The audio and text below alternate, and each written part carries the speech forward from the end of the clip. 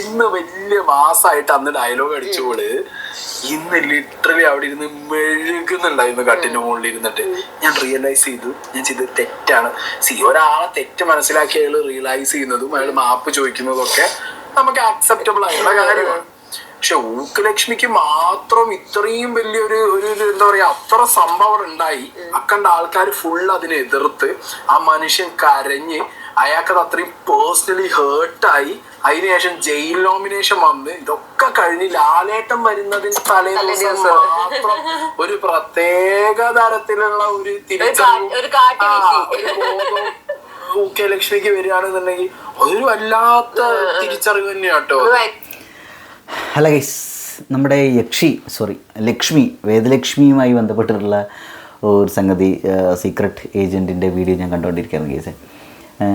ആ കാര്യം ആലോചിച്ചൊക്കെ അവൾ ഓരോ സ്ഥലത്തേക്ക് ഇങ്ങനെ പോയി നിന്നിട്ട് നൂറുടെ തടക്കം ഇങ്ങനെ പറയാണ്, അപ്പോൾ എനിക്കെന്തോ തെറ്റുപറ്റി ഞാനത് ഇമോഷണലായിട്ട് അങ്ങനെ പറഞ്ഞു എന്ന് പേടിച്ചിട്ടായിരിക്കും, പിടിച്ച് പുറത്താക്കിയാലോ വിചാരിച്ചിട്ടായിരിക്കും. അതായത് സംഗതി മനസ്സിലായിണ്ടാവും. ഒന്നുകൂടി ആലോചിച്ചപ്പോൾ അയ്യോ ഇത് ഭയങ്കരമായിട്ട് നമ്മളെ ബാധിക്കും നെഗറ്റീവായിട്ട്. പുറത്തിറങ്ങിയിട്ടുണ്ടെങ്കിൽ ഭീകരമായിട്ട് സോഷ്യൽ മീഡിയ ബുള്ളിങ് നേരിടും. ഇല്ല പോകുന്നുണ്ട് നിങ്ങൾക്ക്. അതുപോലെ ബിഗ് ബോസിലും വലിയ മാസ് കാണിക്കാൻ ലെവലും മാതിരി ഡയലോഗ് അടിച്ചു. പക്ഷേ പ്രാക്ടിക്കലി അവിടെ സംഭവിച്ചുകൊണ്ടിരിക്കണത് എന്താ വെച്ചിട്ടുണ്ടെങ്കിൽ എല്ലാവരും കൂടി എയറിലല്ല ബഹിരാകാശത്തേക്ക് പോയറക്കിട് ഓളിക്ക് പേടിച്ച് തൂറുന്ന അവസ്ഥയിൽ എത്തിയറോ. ആ ലെവലിലാണ് ഇങ്ങനെ നടന്നിട്ട് ന്യായീകരിക്കാൻ നിൽക്കുന്നത്. സോറി പറയാനൊക്കെ പറയുകയാണെങ്കിൽ ആദ്യം വിളിക്കേണ്ട ഉണിയലിനോട് സോറി പറയണം. അതിലിനോടത്ത് ഡയറക്റ്റ് അവരെ വിളിച്ചിട്ട് എല്ലാവരും ഉള്ളിൽ നിന്നിട്ട് ആ ബിഗ് ബോസിൻ്റെ എല്ലാവരും ഉള്ളിൽ നിന്നിട്ട് ക്യാമറയത്തൊക്കെ പറയണം സോറി കേട്ടോ എനിക്കിങ്ങനെ പറ്റിയെന്ന്. ഇതൊരു തരം എന്താ പറയുക ഇങ്ങനെ പറയാം എനിക്ക് തെറ്റ് പറ്റി എന്താ ചെയ്യത്. ആ ഒരു സോഫ്റ്റ് കോർണർ ഉണ്ടാക്കാനുള്ള ഒരു പരിപാടി അതാണ് നാറിത്തരം. ഉരുണ്ടിങ്ങനെ കളിച്ചിട്ട് വീണോടത്ത് കിടന്ന് മെഴുകുക. ഇതിനും നല്ല എന്താ പറയുക ഇത്തിരി ഉളുപ്പും നാണോ മാനോ ഉണ്ടെന്നുണ്ടെങ്കിൽ ക്വിറ്റ് ചെയ്ത് അറിയുമ്പോൾ ഷോവിനകത്തുനിന്ന് മനസ്സിലായില്ലേ എന്ത് വർത്താനാ പറഞ്ഞത്. എനിക്കിതൊന്നും ഇഷ്ടമില്ലല്ലോ അല്ലേട്ടാ. ഏത് ഈ LGBTQ എന്തിനാ ഷോയിൽ കയറി പോണേ.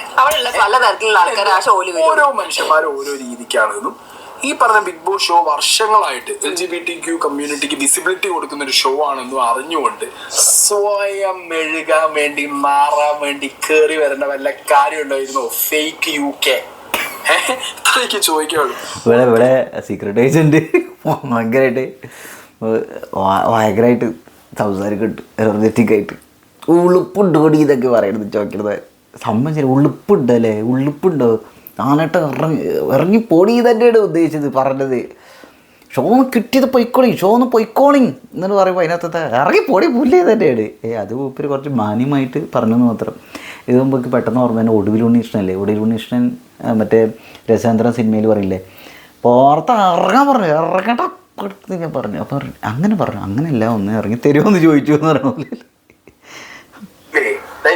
അത് പറഞ്ഞപ്പോഴേട്ടോ ലാലേട്ടനെ പൊതുവേ ഇമേജ് കോൺഷ്യസ് ആണെന്ന് എനിക്ക് പലപ്പോഴും തോന്നിയിട്ടുണ്ട് കേസ്. അതുകൊണ്ടാണ് ഒരു മൂപ്പര് ലാലേട്ടൻ വീക്കെൻഡ് എപ്പിസോഡിലൊന്നും വല്ലാണ്ട് പൊരിക്കാണ്ടിരിക്കണമെന്ന് എനിക്ക് പലപ്പോഴും തോന്നിയിട്ടുണ്ട്. പക്ഷെ അങ്ങനെയുള്ള ഇതൊക്കെ മൊത്തം മാറ്റിമറിച്ച രീതിയിലുള്ള ഒരു പ്രൊമോ ആണ് എനിക്ക് ഇപ്പോൾ കണ്ടപ്പോൾ എനിക്ക് തോന്നിയത് കേസ്. നന്നായി. അങ്ങനെ ഫയർ ഉണ്ടല്ലോ ആ ഫയർ ശരിക്കും നമ്മൾ മിസ് ചെയ്യുന്നുണ്ടായിരുന്നു കുറേ ആയിട്ട്. തിരിച്ചു വന്നുകൊണ്ടിരിക്കുകയാണ്.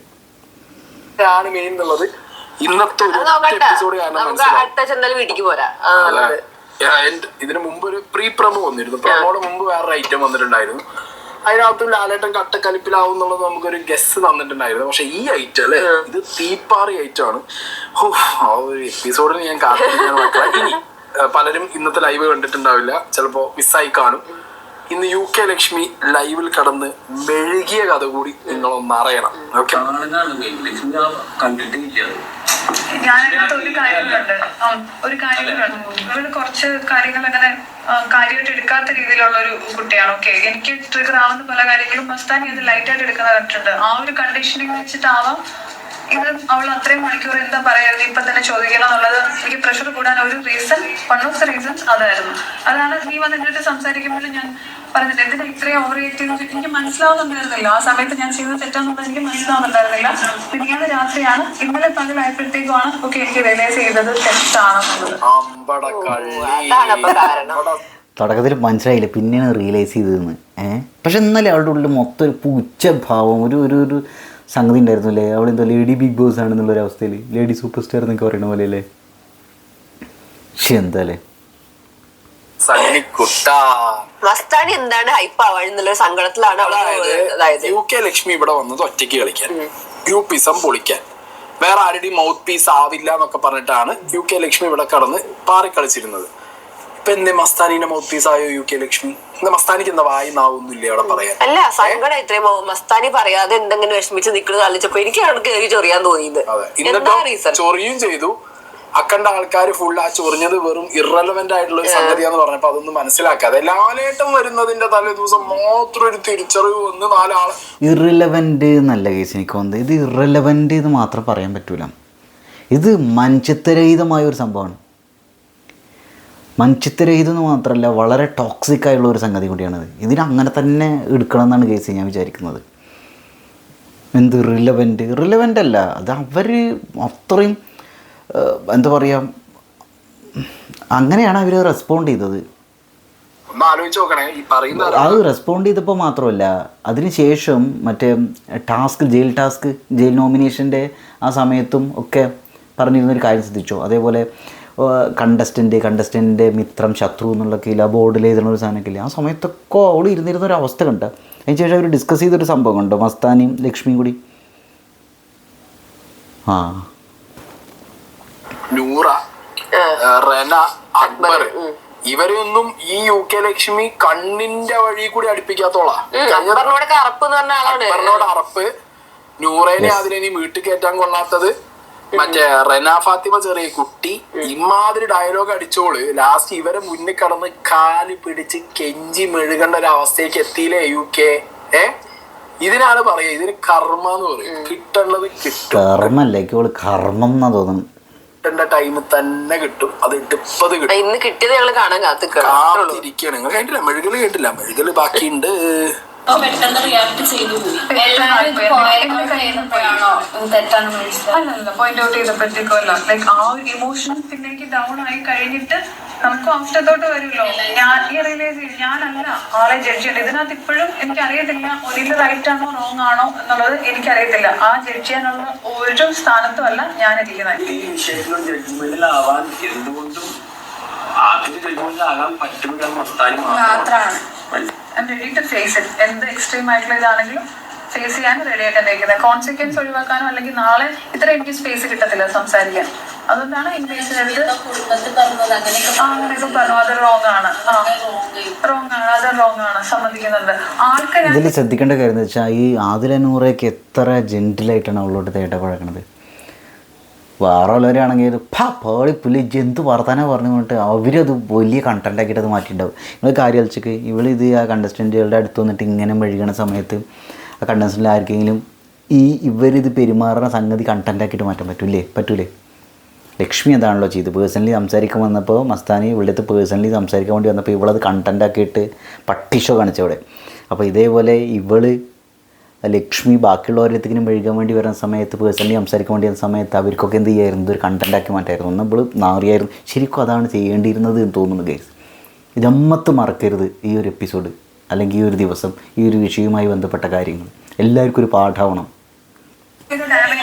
അത് ഞാനിപ്പോ ഒരു സോറിയിലോ അല്ലെങ്കിൽ ഇപ്പൊ ഞാൻ ചെയ്താലോ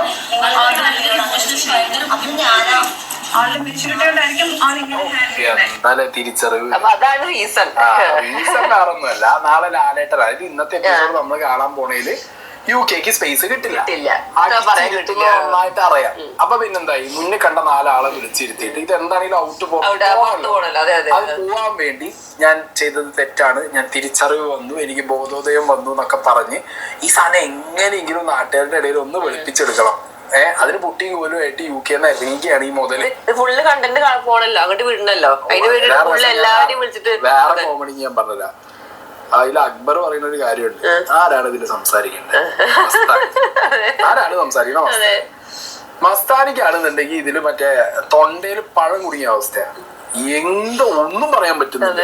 മസ്താനി പെട്ടുപോയി, ലിറ്ററലി മസ്താനി കുടുങ്ങി. മസ്താനിക്ക് UK-നൊപ്പം നിക്കണോ അതോ ഞാൻ പറഞ്ഞത് ശരിയാണോ?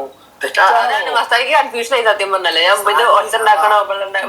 മസ്താനി 100 എന്തെങ്കിലും ഒരു കാര്യത്തിന് മസ്താനിന്റെ കാര്യം കൂടി ആകുമ്പോ മസ്താനി ഇങ്ങോട്ട് തെറിക്കും. മസ്താനി ഇതൊക്കെ ആലോചിച്ച് നൂറയാണ് പറഞ്ഞു കൊടുക്കുന്നത്. ആ നൂറേനെയാണ് ഇവര് പറഞ്ഞു കുടുംബത്തിൽ കയറ്റാൻ എന്നിട്ടും കൂടി നൂറാണ് ലക്ഷ്മിയോട് പറയുന്നത്. കുടുംബത്തിൽ കയറ്റാൻ പറ്റാത്ത ഇവളുമാരെന്ന് പറഞ്ഞിട്ട് അതേ നൂറയുടെ മുന്നിൽ വാലും പടക്കി വെച്ച് നൂറേന്റെ അടുത്തുള്ള വായന സാധനം കേൾക്കുക കെഞ്ചി കേൾക്കേണ്ട ഒരു അവസ്ഥ വന്നിട്ടുണ്ടെങ്കിൽ UK തീർന്ന് നീ മോളെ. ഈ എന്താന്നുള്ള നാട്ടുകാർക്ക് എക്സ്പോസ് ആയിട്ടുണ്ട്. ഇറങ്ങിപ്പോ സ്വയം ഇറങ്ങിപ്പോ അല്ലേ? നാട്ടുകാരെ ഇറക്കി വിടും. നാളെ മാനം കെട്ട് ഇറങ്ങേണ്ടി വരും. മനസ്സിലായില്ലേ? സർട്ടിഫൈഡ് പോയസ് എന്നൊക്കെ പുറത്തിറങ്ങിയ ഒരു വില ഉണ്ടാവില്ല. ഉള്ള സാധനം വേഗം വേഗം ഇറങ്ങി. ഞാൻ എന്റെ മൈൻഡിൽ ഞാൻ ഒരു കാര്യം പറയട്ടെ, നമ്മളിപ്പോ ഈ ബിഗ് ബോസ് കൂട്ടായ്മ വില ഉണ്ടാവില്ല എന്നല്ല ഗൈസ്, ഇത് ഭീകരമായിട്ട് സോഷ്യൽ മീഡിയ സൈബർ ബുള്ളിങ്ങിന് കാരണമായി തീരും. ഇവരുടെ കരിയറിന് ഇതൊക്കെ ഒരു പക്ഷെ ബാധിക്കുന്നുണ്ടായിരിക്കും, പക്ഷെ ഇവരൊരു സമാധാനത്തെ ബാധിക്കുന്നുണ്ട്. പുറത്തിറങ്ങുന്ന സമയത്തും ഒക്കെ സോഷ്യൽ മീഡിയയിലൊക്കെ ഭയങ്കര ഹെയ്റ്റ് വരുന്നുണ്ടായിരിക്കും അല്ലേ? പരിപാടികളൊക്കെ നമുക്കുണ്ടല്ലോ. ഞാൻ ഇതുവരെ എനിക്ക് ആ കൂട്ടായ്മയിൽ ഒരാളുമായിട്ട് ഒന്നും എനിക്ക് അങ്ങനെ പേഴ്സണലി ഒന്നും തോന്നിയിട്ടില്ല. ഗെയിമായിട്ട് അങ്ങനെ കാണുന്ന ഒരു മനുഷ്യനാണ്. പക്ഷെ ഈ വിത്തിനോട് ഞാൻ അവിടെ കണ്ടാലാണ് കയറ്റം. പൊന്നളിയാ ഞാനില്ല. കാരണം എന്താ പറയാ, എനിക്ക് ഇങ്ങനത്തെ സർട്ടിഫൈഡ് വിഷത്തിനൊന്നും എന്റെ ഓള് പറഞ്ഞല്ലോ ഇങ്ങനെ ചുറ്റുപാടും ഞാൻ ആരും അടുപ്പിക്കാറില്ല. എന്റെ 7 അയൽവക്കത്തേക്ക് അടുപ്പിക്കാൻ താല്പര്യം. ഇങ്ങനത്തെ വിഷങ്ങൾ നമ്മളെ 7 അയൽവക്കത്ത് വന്നാലൊക്കെ നമുക്ക് പോയിസൺ അടിക്കും. ഇനി വല്ല ഇറങ്ങിക്കഴിഞ്ഞാൽ മീഡിയക്കാരോടൊക്കെ പറയണം 50 സെന്റിമീറ്റർ വിട്ടുന്നിട്ട് വേണം വരാന്നൊക്കെ. അത് കഴിഞ്ഞാൽ ഞാൻ അന്തം വിട്ടു. ഇവിടെ പറയുന്നുണ്ടല്ലോ, ഓള് പറയുന്നുണ്ടല്ലോ 50 സെന്റിമീറ്റർ മാറി നിന്നിട്ട് വേണം അങ്ങനെ എത്ര ബസ്സിലൊക്കെ യാത്ര ചെയ്യുക. അത് ഏത് ബസ്സാന്നാവോ 50 സെന്റിമീറ്റർ? അതായത് അപ്പോൾ അതിൽ എത്ര പേരെ ഉണ്ടാവുള്ളൂ? വളരെ കുറച്ച് പേരേ ഉണ്ടാവുള്ളൂ.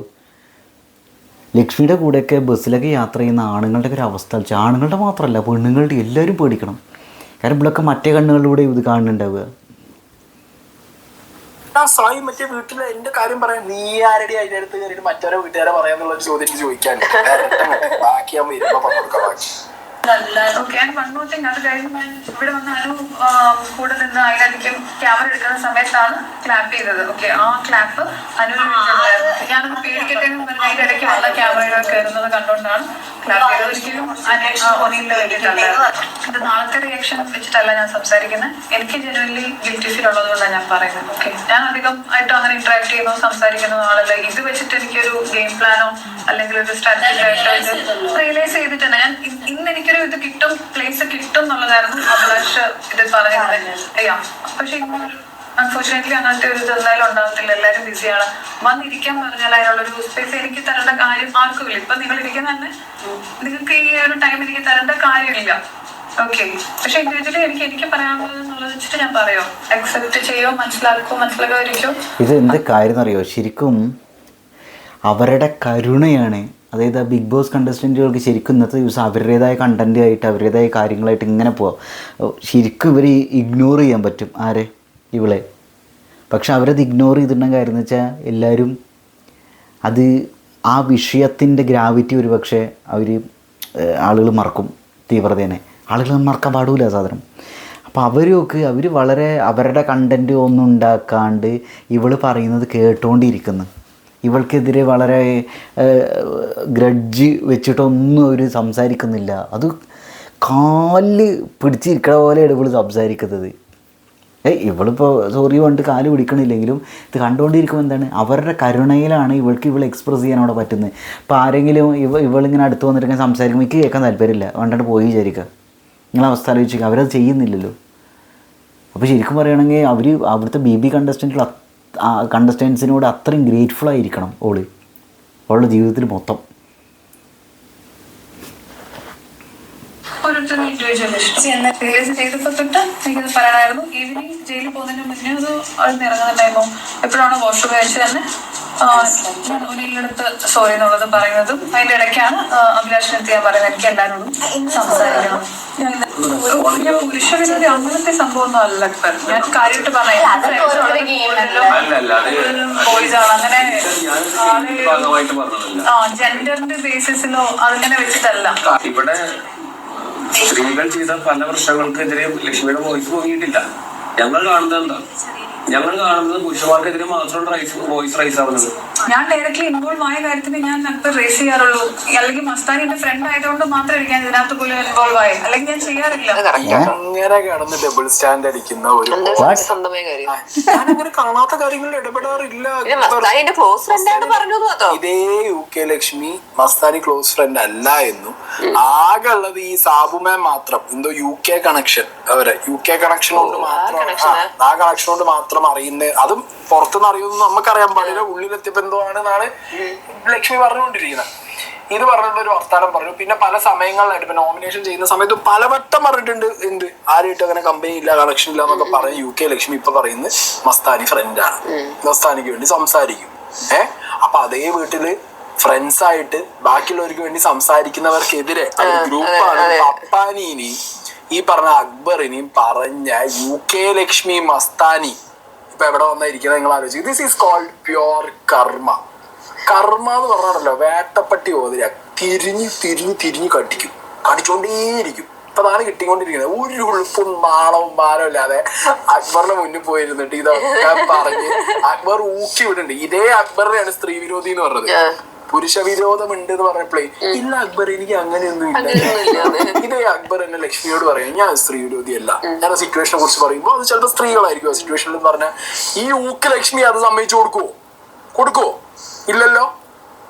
കർമ്മ, ഇതാണ് കർമ്മ എന്ന് പറയുന്നത്. അവനാന്റെ വായെന്ന് കണ്ടന്റിന് വേണ്ടിയിട്ട് എന്ത് തന്തയില്ലായ്മയും വിളിച്ചു പറയാം, എന്തും കണ്ടന്റ് ആക്കാന്ന് വിചാരിച്ച് ബിഗ് ബോസിൽ പോകുന്നവർക്ക് ഇതൊരു മികച്ച പാഠമാണ് ഈ ഊക്ക് ലക്ഷ്മിക്ക് കിട്ടിയിട്ടുള്ളത്. മനസ്സിലായില്ലേ? നാട്ടുകാർ ഞാൻ പറഞ്ഞല്ലോ, ഞാൻ ഇന്നലെ മുതൽ ബോയ്ക്കോട്ടാണ്. ഊക്ക് ലക്ഷ്മിക്ക് എന്റെ വോട്ടില്ല. ഞാൻ അത് ഉറപ്പിച്ചറിയില്ല. കാരണം ഇവള് പുറത്താണ് ദിവസം ഉണ്ടല്ലോ, ഞമ്മള് പാട്ടിന് പടക്കം വാങ്ങിയാൽ പൊട്ടി. എനിക്ക് അത്രയും കരി വരുന്നുണ്ട്. എനിക്ക് സത്യത്തിൽ ആ ഉനിയിലെ കരച്ചിലിന്റെ എനിക്ക് പോണില്ലത്. ആ ചെങ്ങായി പറയുന്ന സാധനം നെഞ്ചിനകത്ത് കല്ലുപോലെ കിടക്കുക. 42 വയസ്സായി ഞാൻ ജീവിക്കാൻ തുടങ്ങിയിട്ട് ഈ ലോകത്ത്. ഞാൻ ഇതുവരെ ഇങ്ങനത്തെ ഒരു ഇപ്പൊ ഞാൻ പറയാം, നമ്മൾ ബിഗ് ബോസ് കണ്ടിട്ടുണ്ട് പല കണ്ടസ്റ്റന്റിനെ കുറിച്ചിട്ടും പല രീതിയിലുള്ള കാര്യങ്ങൾ പുറത്തുണ്ടാവുമ്പോ ഒരു ഔട്ട് ബ്രേക്ക് വരും. അകത്തുണ്ടാവുന്നതിന്റെ ഒരു എന്താ പറയുക ചിലപ്പോൾ പുറത്തു വരും. ഇപ്പൊ ഏതെങ്കിലും ഒരു XYZ കണ്ടസ്റ്റന്റ് നിങ്ങൾ എടുത്തോ, ഇതേപോലെ ഒരു സ്ത്രീ കേസ് വന്നു കഴിഞ്ഞാൽ പുറത്ത് ഇതിനു മുമ്പ് ചെയ്തിട്ടുണ്ടോ അല്ലെങ്കിൽ അയാൾക്കൊരു ബാക്ക്ഗ്രൗണ്ട് ഇരുന്നോ എന്തെങ്കിലും രീതിയിലുള്ള ഒരു സംഗതികൾ കുത്തിപ്പൊങ്ങി വരുന്നത് നമ്മൾ കണ്ടിട്ടുണ്ട്, നമ്മൾ കേട്ടിട്ടുണ്ട്. പ്രീവിയസ് ഡേറ്റ്സ് അവർ ഇതിനു മുമ്പ് ചെയ്തു വെച്ച കാര്യങ്ങൾ. ഈ ഒനിയിലെ കേസിൽ എന്തെങ്കിലും വന്നോ, ഏതെങ്കിലും രീതിയിലുള്ള എലിഗേഷൻ അല്ലേ? അതാണ് അയാൾ അത്രത്തോളം നല്ല രീതിയിൽ ഒരു മനുഷ്യനെ. ഇത് രണ്ടാളെയാണ്. ആദിലാനോറേനെ വീട്ടിൽ കയറ്റാൻ കൊള്ളില്ല എന്നും നല്ല തറവാട്ട് നല്ല കുടുംബത്തിൽ എന്ത് ഈ കുടുംബം തറവാട്. അതെ, അത് മാത്രല്ല വേദലക്ഷ്മി ലാലേട്ടൻ ക്ലാസിക് സാധനം. എന്റെ വീട്ടിലേക്ക് കൊണ്ടുപോകും. എന്റെ വീട്ടിൽ അത് പറഞ്ഞപ്പോഴേട്ടോ ലാലേട്ടൻ അങ്ങനെ പറഞ്ഞില്ലേ ഞാൻ എൻ്റെ വീട്ടിലേക്ക് എൻ്റെ വീട്ടിൽ കയറ്റുന്നു പറയുന്നത് അതൊരു വളരെ മാതൃകാപരമായിട്ടുള്ള ഒരു സംഗതിയാണ്. നമുക്ക് വേണമെങ്കിൽ ഇങ്ങനെ പറയാം ലാലേട്ടൻ്റെ വീട്ടിലേക്ക് പോയി എന്നുള്ളത് ലാലേട്ടൻ എന്ത് ദൈവമോ അതെന്തോ അത്ര വലിയ കാര്യം. അങ്ങനെയല്ല. നമുക്ക് ഇതിനെടുക്കേണ്ട ഒരു കാര്യം എന്താ വെച്ചാൽ ബിഗ് ബോസ് പോലെയുള്ള ഒരു സ്ഥലത്ത് അവിടെ ആ കണ്ടസ്റ്റൻസിന് പുറത്തുള്ള ആളുകൾ സംസാരിക്കാൻ പറ്റുന്ന ബിഗ് ബോസിൻ്റെ ആ വോയിസിലൂടെയും അതേപോലെ തന്നെ ലാലേട്ടൻ വീക്കെൻഡ് എപ്പിസോഡിലൊക്കെ വരുന്നത് ഒക്കെയാണ്. അപ്പോൾ അങ്ങനെയുള്ളൊരു മനുഷ്യൻ അങ്ങനെ ഇത് പറയുമ്പോൾ അത് മൊത്തത്തിലുള്ള സൊസൈറ്റിയുടെ വോയിസ് കൂടി ആയിട്ടാണ് പോകുന്നത്. അപ്പോൾ ലാലേട്ടൻ്റെ വീട്ടിലേക്ക് വെൽക്കം ചെയ്യുമ്പോൾ അത് ഈ സമൂഹം മൊത്തം അവരെ ആദിലനൂറേനെ വെൽക്കം ചെയ്യുന്ന പോലുള്ള ഒരു മാതൃകാപരമായിട്ടുള്ള അങ്ങനെ ഒരു എക്സാമ്പിളാണ് അതിലേക്ക് ഈ ഒരു സംഗതിയായിട്ട് മാറുന്നത്. ഓക്കെ, എത്ര ആൾക്കാർ കുരുപൊട്ടുമെന്ന് ആലോചിച്ച് നോക്കില്ലേ?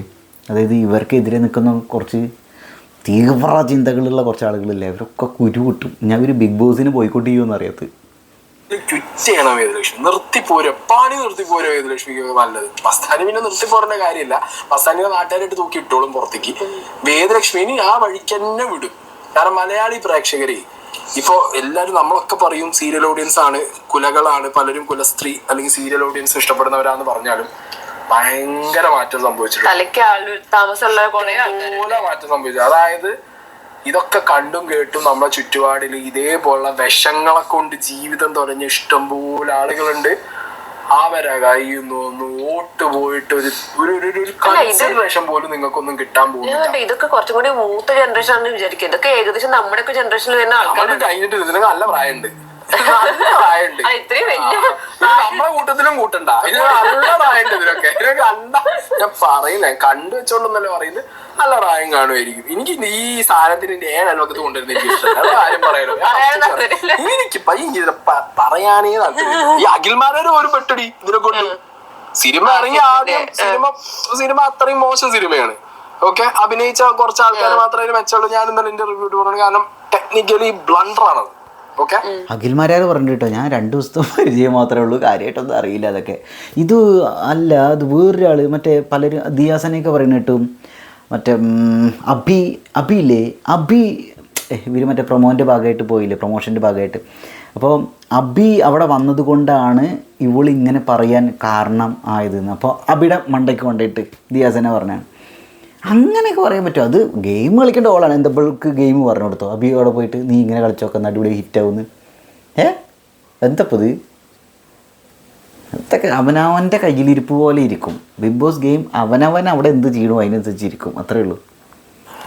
അഖിൽമാരാർ വന്ന് ഒരു വീഡിയോയിൽ ഞാൻ പറയുന്നുണ്ടതാ, ഞാൻ ലക്ഷ്മിന്റെ ഫ്രണ്ട് ഒന്നുമില്ല, ലക്ഷ്മി എനിക്ക് അറിയ പോലും ഇല്ല. ഇവൻ ബിഗ് ബോസ് പോകുമ്പോ വരെ ലക്ഷ്മി 19-ാം തീയതി കണ്ടിട്ട് പറഞ്ഞിട്ട് പോലും ഇല്ല പോണ കാര്യങ്ങള്. പിന്നെ എങ്ങനെ ലക്ഷ്മിന്റെ ഫ്രണ്ട്? ഈ അവസ്ഥയാണ്, മനസ്സിലായില്ലേ? സി അറഗൻസ് ഒക്കെ ആവാം, അല്ലെങ്കിൽ നമ്മൾ സ്റ്റബേൺ ആവാം. നമുക്ക് ഞാൻ എന്ന് പറഞ്ഞ ഭാവം കാണിക്കാം. പക്ഷെ ഇതൊക്കെ ചെയ്യേണ്ട സ്ഥലങ്ങളിൽ ചെയ്യേണ്ട ആളുകളോടും സിറ്റുവേഷനിലും ആണ് ചെയ്യേണ്ടത്. അല്ലാതെ ജീവിതത്തിൽ മൊത്തം ഞാനാണെല്ലാം, ഞാൻ മാത്രമേ ഉള്ളൂ, എനിക്ക് എന്റെ വഴി എന്നൊക്കെ പറഞ്ഞു പോണ മറ്റേ പടയപ്പ സ്റ്റൈലൊന്നും എല്ലാവർക്കും വർക്കൗട്ട്. ഒരാളോട് ഇങ്ങനത്തെ ഒരു കാര്യത്തിൽ ഫാൾസ് അലിഗേഷൻ പറയുമ്പോ എന്തൊരു മോശമായിരിക്കും. ലാലേട്ടൻ ചോദിച്ചൊരു ചോദ്യം കേട്ടോ, മറ്റത് ജെൻഡറിന്റെ. മസ്താനി പറയാ, ലാലേട്ട ഞാൻ ഇങ്ങനത്തെ കാര്യങ്ങളൊന്നും അങ്ങനെ പ്രോത്സാഹിപ്പിക്കുന്നത് ജനറലൈസ് ചെയ്യുന്നത് എനിക്ക് ഇഷ്ടമല്ല എന്നുള്ളത്. പിന്നെ എന്തോ അലക്കാണ് മസ്താനി ഈ ഇന്റർവ്യൂവിന് ഇപ്പൊ ഈ പറഞ്ഞ പോലെ ട്രാൻസ്ജെൻഡേഴ്സിനെ വിളിച്ചു കൊടുത്തിട്ട് നിങ്ങൾ ചാനലിൽ ഇരുത്തിയിട്ട് ഇരുന്ന് ചർച്ചകൾ ചെയ്തിരുന്നത്. നിങ്ങൾക്ക് വിസിബിലിറ്റി കൊടുക്കാൻ താല്പര്യമില്ല എന്നുണ്ടെങ്കിൽ അപ്പൊ കാശ് കിട്ടുമ്പോൾ എന്ത് ചെയ്തു കൊടുക്കും മസ്താനിയൊക്കെ? അതാണോ? കാശ് കിട്ടുമ്പോൾ ഞാൻ എന്ത് പരിപാടി പറഞ്ഞാലും ഞാൻ ചെയ്യാം, ഞാൻ റെഡിയാണ്. ഇതാണോ? ഒരു സെൽഫ് സ്റ്റാൻഡ് ഒന്നും ഇല്ല അപ്പൊ മസ്താനിക്കൊന്നും. ഉളുപ്പില്ലായ്മ വിളിച്ചു പറയും വീണ്ടും വീണ്ടും വന്നിട്ട്. ഞാനൊരു കാര്യം പറയട്ടെ, ഇത് എനിക്ക് പലപ്പോഴും തോന്നില്ല. എന്താ വെച്ചാൽ മസ്താൻ്റെ അടുത്ത് ഞാൻ ഇങ്ങനെ ഒരു വീഡിയോ മുമ്പ് ചെയ്തിട്ടുണ്ട്. ഇവരെന്താ ഈ അപ്പിയറൻസ് വെച്ച് ആളുകളെ അപ്പീലിംഗ് ആവുന്ന രീതിയിൽ ക്യൂട്ട്നെസ് തൂറി മെഴുകി അത് കാണുമ്പോൾ തന്നെ വെളുത്ത രീതിയിലും അത് ഇതൊക്കെ ഇട്ട് ആളുകളെ ഒരു സാധാരണ ആവറേജ് ലെവലിലുള്ള ആളുകൾക്ക് പെട്ടെന്ന് അട്രാക്ഷൻ തോന്നുന്ന രീതിയിലുള്ള ഒരു പെരുമാറ്റവും മാനറിസം കാണിക്കും, അപ്പിയറൻസും. എന്നിട്ട് അത് വെച്ചിട്ട് എന്ത് പട്ടിത്തീട്ടം വർത്തമാനങ്ങളും പറയാന്നുള്ളൊരു ലെവലിലാണ് സംഭവം. ശരി, ആരും പെർഫെക്റ്റ് ഒന്നുമല്ല. പക്ഷേ ഇത് കംപ്ലീറ്റ് ഒരാളുടെ വൈബ് കാണുമ്പോൾ നമുക്ക് മനസ്സിലാവില്ല ആളുടെ അവസ്ഥ എന്താണെന്ന്. ഇത് കംപ്ലീറ്റ് നെഗറ്റീവായിട്ട് വളരെ റിഗ്രസീവായ രീതിയിൽ വിഷം ഇങ്ങനെ തുപ്പിക്കൊണ്ടിരിക്കുന്ന ഒരു അവസ്ഥ ആലോചിച്ചു. ഈ ലക്ഷ്മി മസ്താനിയുടെയും ഒരു സംഗതി ഇതാണ്. അങ്ങനെയാണെങ്കിൽ പറയേണ്ടിയിരുന്നു ഒന്ന് ഇന്റർവ്യൂ എടുക്കുന്ന സമയത്ത്. ആ കോൺടെസ്റ്റ് തന്നെ തന്നെയാണ്. അതായത് ഇങ്ങനെ കാര്യങ്ങൾ ലെസ്ബിയൻ ഗേ എന്നുള്ള ഇതൊക്കെ ഒരു എന്താ പറയാ ജനറലൈസ് ചെയ്യുന്നതിനും അതിന് വിസിബിലിറ്റി കൊടുക്കുന്നതിനും താല്പര്യമില്ല. ഇതാണ് പറഞ്ഞത്. അങ്ങനെയാണെന്നുണ്ടെങ്കിൽ സ്വന്തം ലൈഫിൽ അങ്ങനെ സ്റ്റാൻഡ് ഉള്ള ഒരാളാണെന്നുണ്ടെങ്കിൽ you should have shown that before. Like നിങ്ങളെ ഒരു ഇന്റർവ്യൂവിന് വിളിക്കുന്ന സമയത്ത് അങ്ങനെ ട്രാൻസ്ജെൻഡേഴ്സിന് ബാക്കിയുള്ളവരുടെ ഇന്റർവ്യൂ നിങ്ങൾ എടുക്കാൻ പാടില്ലായിരുന്നു. ഇന്റർവ്യൂവിൽ കുറെ ചിരിച്ചിട്ടും കുറച്ച് കരഞ്ഞിട്ടും കുറച്ച് ക്യൂട്ട്നെസ് ഇതറിയിട്ടൊന്നും ഒരു കാര്യമില്ല. ഉള്ളു നന്നാവണം, അത്രേ ഉള്ളൂ. കൊള്ളാം. ക്യൂട്ട്നെസ്സും ചൂട്ട്നെസ്സും ഒക്കെ വിതറിക്കൊണ്ടിരിക്കല്ലേ. ഇപ്രാവശ്യം കണ്ടസ്റ്റൻസ് കാരണം ഒരു കാര്യം ഉണ്ടായി, ലാലേട്ടൻ എക്സ്പ്ലോർ ചെയ്യാൻ പറ്റും. ഇതുവരെ കാണാത്ത ലാലേട്ടൻ നമുക്ക് അതായത് എല്ലാ സീസണും. ശരി കേട്ടോ, നമ്മൾ കുറച്ച് മുമ്പ് പറഞ്ഞില്ലേ ലാലേട്ടൻ ഇമേജ് കോൺഷ്യസ് ആണെന്നുള്ളൊരു തോന്നലുണ്ടായിരുന്നു എന്നൊക്കെ. അപ്പോൾ അതൊന്നൊക്കെ ഒന്ന് മാറി ലാലേട്ടൻ. നമുക്ക് പഴയ ലാലേട്ടൻ തിരിച്ചു കിട്ടി.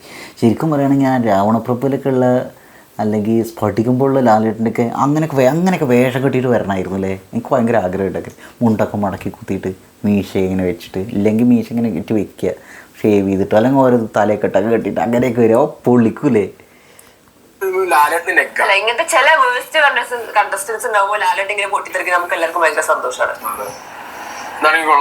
ഇങ്ങനത്തെ ബിഗ് ബോസ് ആണെങ്കിൽ ഇങ്ങനത്തെ കുറച്ച് ആൾക്കാർ എടുക്കണം, എന്നാൽ ലാലേട്ടനെ നമുക്ക് ഇങ്ങനെ കാണാൻ പറ്റുള്ളൂ. അതേപോലെ യൂക്കലക്ഷ്മി ആ ക്ലിപ്പ് ഒന്ന് ഓർത്തു വിടും. യൂക്കലക്ഷ്മി ഒന്ന് സോറി ചോദിച്ച് മഴുകുന്നൊന്ന് കാണാനാവും ഒനീലിനോട്. പ്ലീസ് ബിഗ് ബോസ് ഒരു റിക്വസ്റ്റ് ആണ്, യൂക്കലക്ഷ്മി ഒനീലിനോട് മാപ്പ് ചോദിക്കുന്ന വിഷ്വൽസ്. അതൊക്കെ ഭയങ്കര ആറ്റിറ്റ്യൂഡ് ഷോ. സോറി